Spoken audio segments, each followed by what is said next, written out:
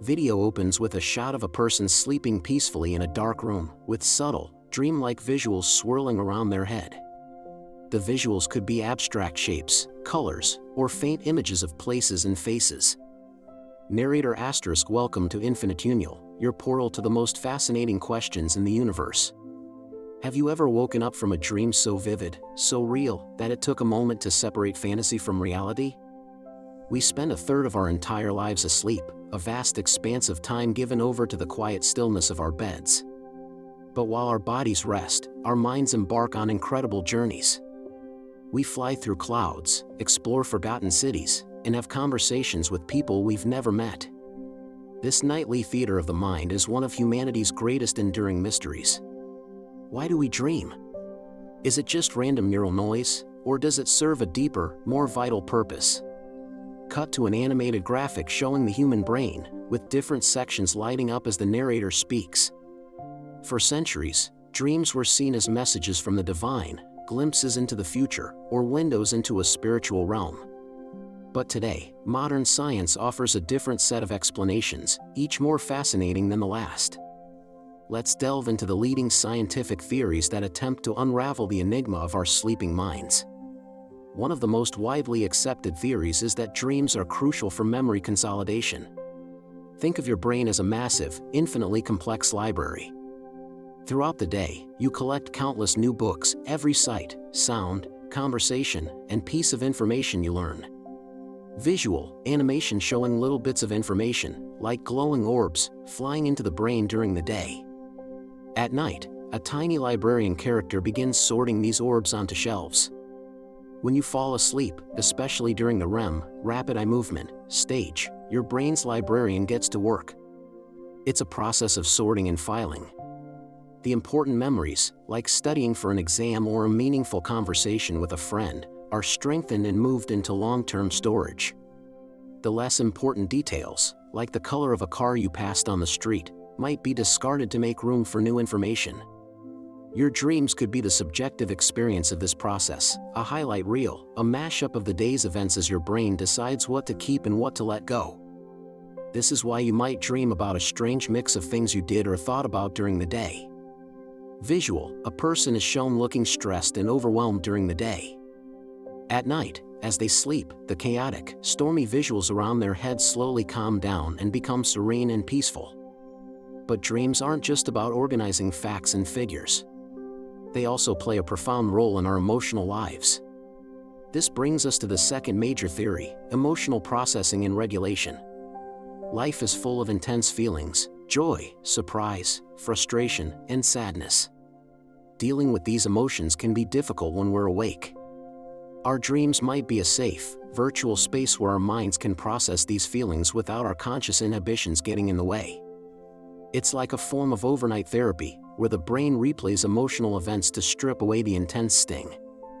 Visual, animation of the amygdala, the brain's emotional center, glowing brightly during a stressful event. During sleep, the connection between the amygdala and other brain regions is shown to be rewired and calmed. Neuroscience backs this up. Studies have shown that during REM sleep, the brain's emotional centers are highly active, but the neurochemicals associated with stress are suppressed. This allows you to re-experience emotional memories in a safer, less stressful context. This process helps you wake up feeling more emotionally balanced and better prepared to handle the challenges of a new day. So, that dream where you finally stood up to your demanding boss wasn't just a fantasy. It might have been your brain's way of working through feelings of frustration and empowering you for the real world. Visual, a person sleeping, but the dream visuals show them navigating a maze, dodging obstacles, or running away from a shadowy figure in a non-threatening, almost game-like way. Now, let's consider a more primal theory, one that taps into our evolutionary past, threat simulation. This idea, proposed by philosopher and neuroscientist Antti Raivanchuo, suggests that dreams are a kind of biological training ground. Our ancestors lived in a world filled with constant dangers. The ability to quickly recognize and react to a threat could mean the difference between life and death. The threat simulation theory posits that dreams evolved as a virtual reality simulator for our survival instincts. In the safety of sleep, we can practice our fight or flight responses. Visual, the same character from the previous scene is now shown in a historical setting, perhaps as a cave dweller, practicing their escape from a nondescript, shadowy threat. The visual should be stylized and not overly frightening. This is why so many dreams involve being chased, falling, or finding ourselves in peril. It's not necessarily because your life is in danger now, but because your brain is running ancient software, keeping your survival skills sharp just in case. When you dream about navigating a tricky social situation or being unprepared for a test, it's the modern equivalent of this ancient simulation. Your brain is preparing you for potential social or performance-based threats, helping you rehearse your responses in a low-stakes environment. Visual, a dreamer is shown sleeping. Suddenly, they realize they are dreaming. The dream world around them becomes clearer, and they gain control, flying through the sky or changing the scenery at will. Of course, not all dreams are passive experiences. Have you ever been in the middle of a dream and suddenly realized, hey, I'm dreaming? This incredible phenomenon is known as lucid dreaming. For lucid dreamers, the dream world becomes a personal playground. Once you're aware you're dreaming, you can often exert control over the narrative. You can fly, conjure objects out of thin air, or talk to characters of your own creation. It's the ultimate form of immersive virtual reality, powered entirely by your own mind. Visual, the same lucid dreamer is now shown practicing a skill, like playing a piano or giving a speech to a dream audience, with confidence and perfection. Scientists are studying lucid dreaming not just for its novelty, but for its potential therapeutic benefits. It could be used to help people overcome phobias by confronting their fears in a controlled environment or allow athletes and artists to practice their skills with perfect mental clarity. Becoming lucid isn't always easy, but techniques like reality testing, frequently asking yourself, am I dreaming, during the day, and keeping a detailed dream journal can increase your chances of waking up inside your own dream. Visual, the scene shifts to a darker, more unsettling tone. A person is shown lying in bed. Their eyes are open but they cannot move. A shadowy figure looms in the corner of the room. The atmosphere is tense and frightening. But on the flip side of the dream spectrum lies a far more terrifying experience: sleep paralysis. This occurs when your mind wakes up before your body does. During REM sleep, your brain paralyzes your voluntary muscles, a safety mechanism called REM atonia that prevents you from acting out your dreams. Imagine your consciousness returning, but that paralysis switch hasn't been turned off yet. You are fully awake, but you can't move, you can't speak. This is already frightening, but it's often accompanied by vivid, terrifying hallucinations. Visual, the person experiencing sleep paralysis is shown struggling internally. The shadowy figure might move closer or they might feel a pressure on their chest. The visuals should convey the feeling of terror and helplessness without being overly graphic.